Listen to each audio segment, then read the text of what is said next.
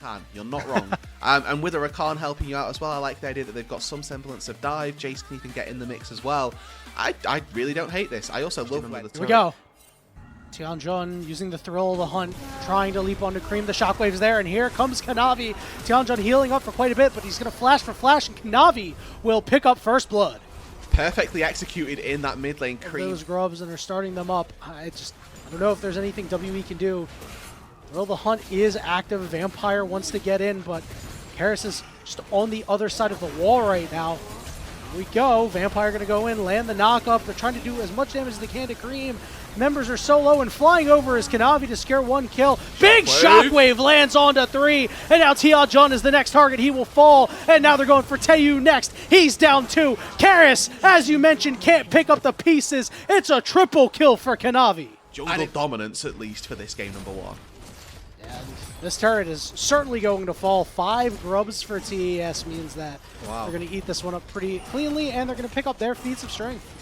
Yep, so really well played. First blood, first turret. The fact that they get 1 grub stolen away, not the end of the world, and they'll be able to take those tier 3 boots a little bit later on into the game. Have started to open up that map as well, and if you can just move Kanavi Cream around as a duo, they're going to be able to do so much work wherever you take them. Usually you move your bot lane to an area of the map to try and take the turret, but I think that this game, it's moving Kanavi, it's moving Cream, and making sure that those 2 pieces are wherever you try and take the fights.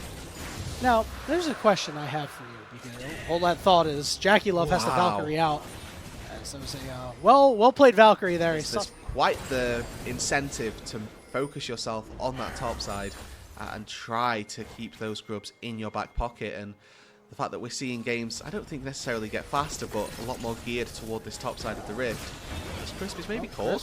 He's all alone, but Kanavi's got the ball on him. Balmy Blazer. Big shockwave. Crisp will fall, but Cream is in the area. Tianjun ignited, is able to limp out, so it really ends up being a 1-for-1 in the end. Burned his flash, also having to catch this bot wave, so he's missing out a little bit. Yes, his TP will go through, but the turret's going to fall anyway. Oh, yeah, there we go. Okay, there we go. It was close, but... And in a game as well, Yanni, where your AD carry so early on is matching levels of the mid laner, suspecting, I guess, in his spidey senses, and he wasn't stepping up. Top Esports already out to a very strong early lead, and with this Herald and 5 grubs, your expectation is that they'll be able to break open that bot tier 1 and probably break open the rest of this game without too many difficulties.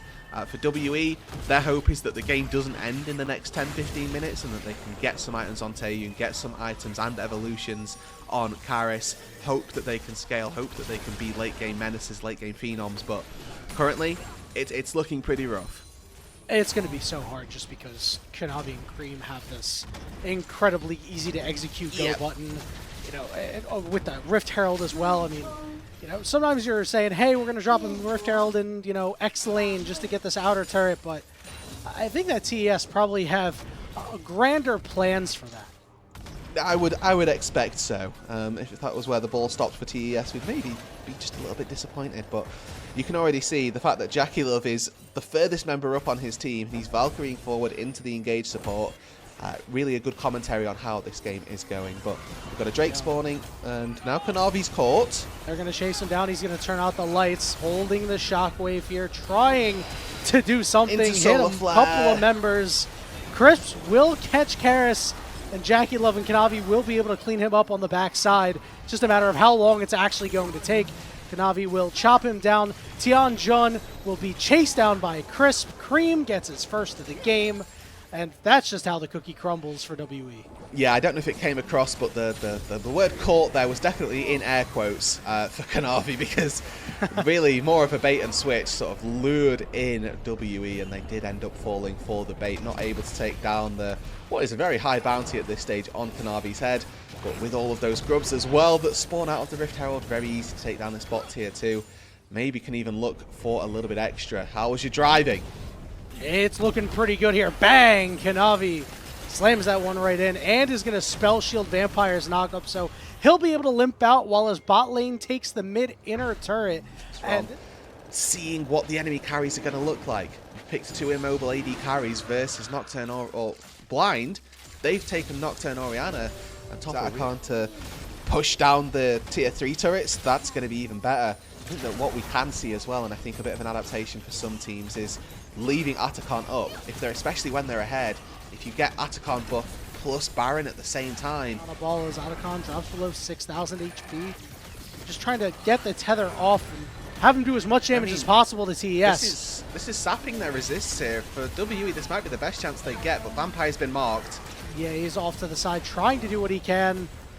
Jackie Love a little bit low, but here comes the taunt, and Cube is going to fly in, but he's in a 1v4 right now, and he doesn't have the damage because he's tanked Jace. He's going to get ripped apart as Jackie Love leads the charge. Takes a lot of damage from the Victor. Just 4 members left standing, a little bit of low health bars.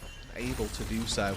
Should be looking to try and move his way into that top side as soon as he pushes all of those bot waves. But just the clinical nature of how top esports are playing this, no minion is going unfarmed. Every piece of CS getting picked up. Shockwave lands and Tianjun falls. Vampire has to retreat for the safety of his team, and that means for TES, everything on the map can be theirs. I think that with the Guardian Angel as well, yes, you can take the Dragon, but at this stage in the game, you don't need Dragon to win. One of the learning curves for this specific Atakan is recognizing that it's better to throw your life away than it is to try and recall. And maybe if you've got a lot of gold to spend, okay, yeah. TES couldn't care less right now as Cream and Kanavi are sieging down this mid inhibitor turret, and WE just can't get close. Now Vampire is on a flank here, so with his quickness up in about 2 seconds, they might have one good shot here with the Thrill of the Hunt popped as well. Here we go. He's going to try to get on the Jackie Love. He can't. He'll manage to get onto the Orianna. Kanavi into the backline. He'll be sent back into the base as 369 looks to chase away Karis. The ball's on him as well. Cream still has the Shockwave in the back pocket as Jackie Love getting engaged on. But again, Cube just doesn't deal any damage as the inhibitor will fall. And now Kanavi immediately walking his way back into the team. And for top esports, they've broken open the base. Job done. 369 has Cube locked up near the mid lane as Jackie Love Valkyrie's over the wall, and WE just has to pull back because they're going to take so much damage. Now the lights go out, and the target is there. Varus has fallen. The next one will be Vampire, as TES still has this false life buff. And now the next target is Cube. He's going to go back in to just do a little bit of damage and get the heck out of dodge. TES, the health bars are low, but they got that extra life to play with. Yeah, in hot pursuit, but they're not doing anything, and now they're going to turn it around onto Karis. He's been slowed up. He's got the ultimate, and they will be able to take out Chris because, as you mentioned, the buff is gone. 369 goes deep. He'll go down next. Karis picking up a second one, and now Jackie Love going to be the object of their affection. Shockwave dodged out there by Tianjun. Now looking for Kanavi, but Kanavi, a tough cookie to crack. Yeah, and probably going to be forfeit. But what are they going to be able to do now? Oh, I've got bot inhibitor down, mid inhibitor down, Baron's up. I wonder where we're going to see top esports look to play towards. They're going to head up to that big purple worm. Siege down this final inhibitor turret. Why wouldn't you? The beauty of it is that they just don't think they need it. And blatantly, they don't. Oh, Tianjun is forced all the way out. Vampire goes in, lands the knock-up and taunt onto 2. The lights are out. See what Kanavi's going to do. He goes all the way in. 3-man Shockwave, and the health bars melt. Cube trying to limp away, but he'll go down. A triple kill for Cream, and that should be the exclamation point on the game. TES play a pretty clean one from start to finish, and they'll take a series lead 1-0. Really excellent performance from top esports.